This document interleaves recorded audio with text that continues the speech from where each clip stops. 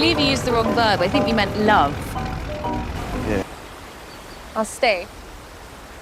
What if the choices made in the shadows decide the future of generations yet to come? Episode 3 of Blood of My Blood ended with betrayals, hidden truths, and heartbreaking sacrifices that no one saw coming. And now, Episode 4's trailer teases even darker twists that could shatter everything we thought we knew. The story is no longer just about clan politics or forbidden love.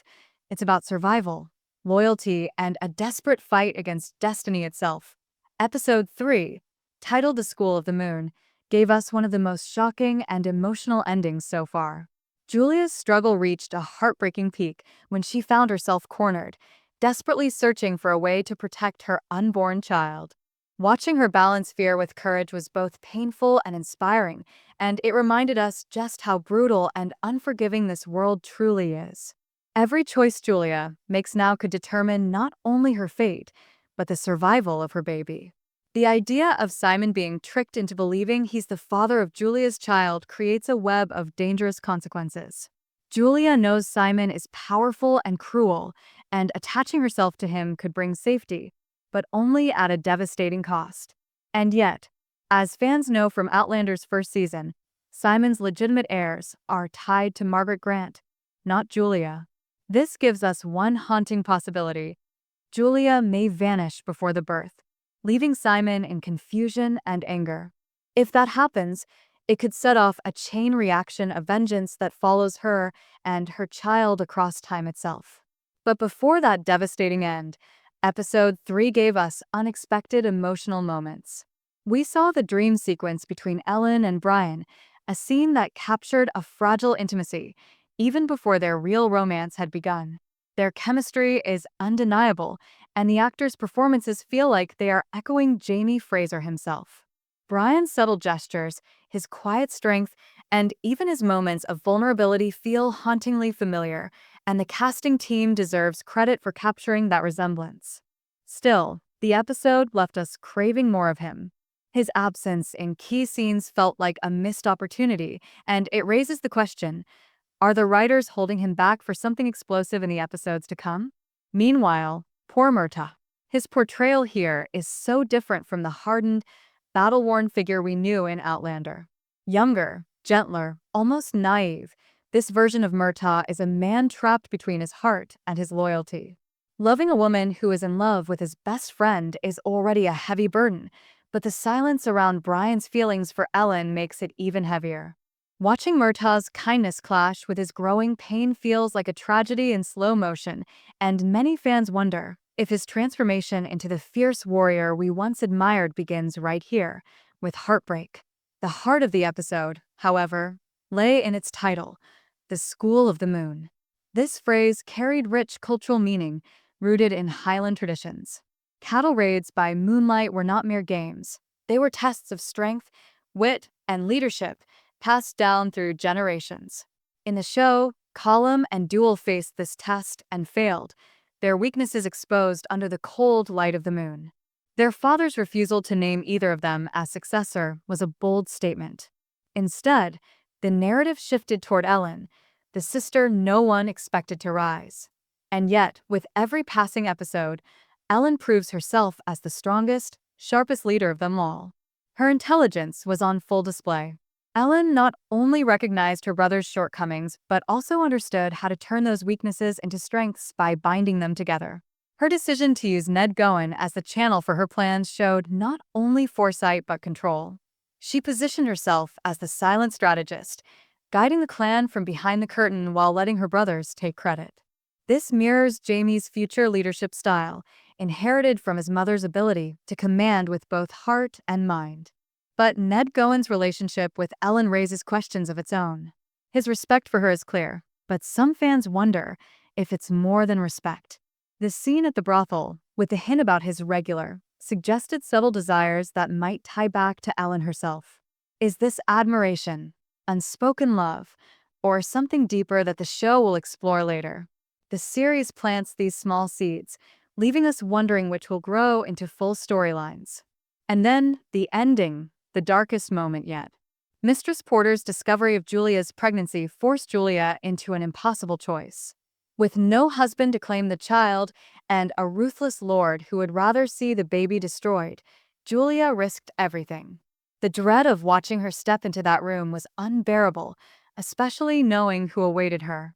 Simon's earlier predatory advances made the scene sickening, and yet Julia's decision to sacrifice herself to save her unborn child was both horrifying and deeply brave. She chose survival, even in the most desperate way. Fans everywhere are hoping that fate intervenes, that something or someone stops the unthinkable. But for now, we are left with fear, anger, and the weight of uncertainty. This ending cements The School of the Moon as the most haunting episode yet. It balanced intimate character moments with cultural tradition, then twisted everything into a devastating cliffhanger.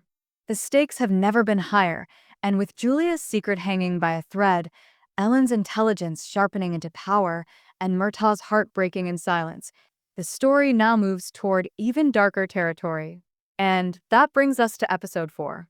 The trailer titled A Soldier's Heart hints that everything we saw in episode 3 was only the beginning.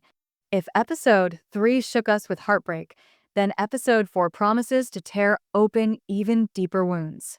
Titled A Soldier's Heart, the trailer makes one thing clear. This is not just about politics or forbidden romance anymore.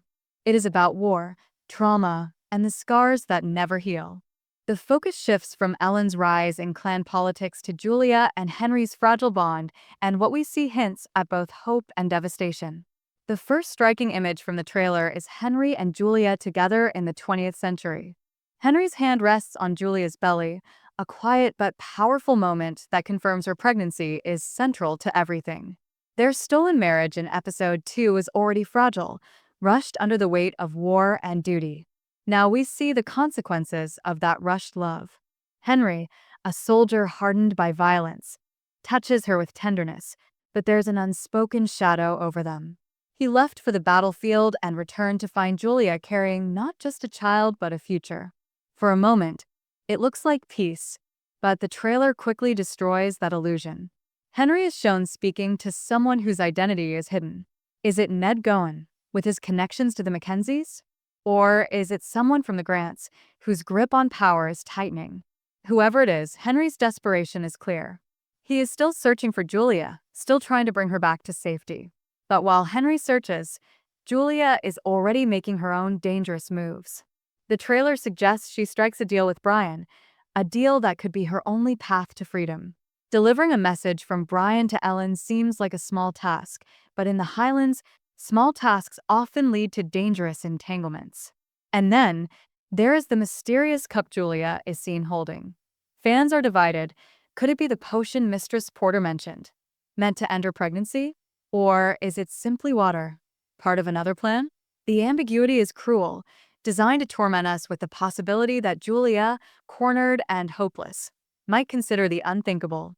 But knowing Julia's character, her courage, and her willingness to risk everything for her unborn child, I believe the cup symbolizes something else entirely, a test of her resolve, a moment where her will to survive must triumph over fear.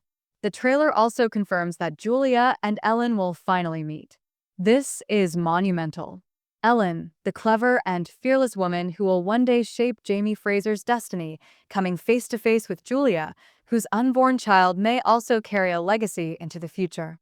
Their conversation is bound to be more than polite introductions. It is a meeting of two women fighting in different ways against the cages built around them. Ellen, forced into marriage for her clan's survival, and Julia, forced into impossible choices just to protect her child. When these two stories collide, alliances will be forged, secrets exchanged, and perhaps destinies rewritten. But episode 4 isn't only about women fighting their silent wars. Henry's journey takes a darker turn. We see him tasked with collecting debts for the Grants, an ugly, brutal job that forces him to use violence. Henry is not a cruel man by nature, but the war has already left scars on his mind. When Archbug warns him that refusing to do the job could cost him his head, we understand just how trapped Henry really is. The trailer even shows him beating someone, his face twisted in anguish. This is more than survival. This is a soldier's trauma spilling into every corner of his life. We may finally see his PTSD fully break through, blurring the line between soldier and victim. Archbug's presence in these moments is chilling. His words carry the weight of threats, and his loyalty seems firmly tied to the Grants, not Henry. If Henry fails, Archbug will not hesitate to let him fall. This dynamic adds another layer of danger to Henry's story, making every decision he makes a potential death sentence. And then comes the most intriguing moment of all, the stones. Brian and Julia are shown together near them, a haunting image that makes us wonder, is Julia finally trying to return through time? Will she attempt to escape everything by stepping through, leaving Henry, Ellen, and the Highlands behind? Or will fate deny her the chance, trapping her further in the past? Outlander fans know that the stones are never simple. They are both salvation and curse, a door that opens only when destiny allows. Julia's attempt may not succeed, but her desperation to try speaks volumes about the danger closing in around her. The trailer doesn't shy away from showing us Ellen's continued struggles either. We hear her conversation with Colum about her marriage to Malcolm Grant. Her loyalty is questioned, her future dictated by men who see her as nothing more than a bargaining tool. But Ellen is no pawn. If anything, this forced marriage may only sharpen her mind and deepen her determination to lead in secret. Colum's anger feels misplaced. After all, how can he expect loyalty from the sister he betrayed by binding her into an unwanted union?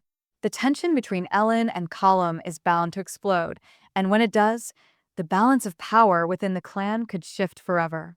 The final moments of the trailer are the most emotional.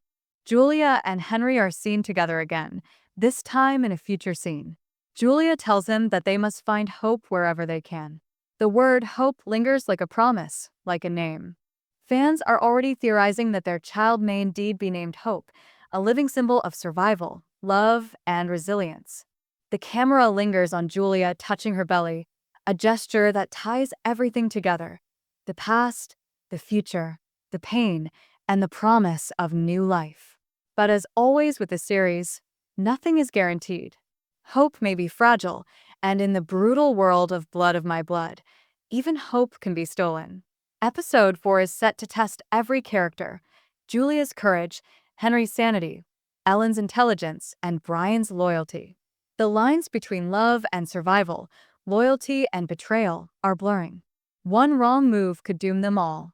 And as the story weaves closer to the destiny we already know from Outlander, the suspense only deepens. So, what do you think? Will Julia succeed in escaping? Will Ellen outsmart her brothers and secure power in secret? Will Henry's heart survive the weight of war and violence?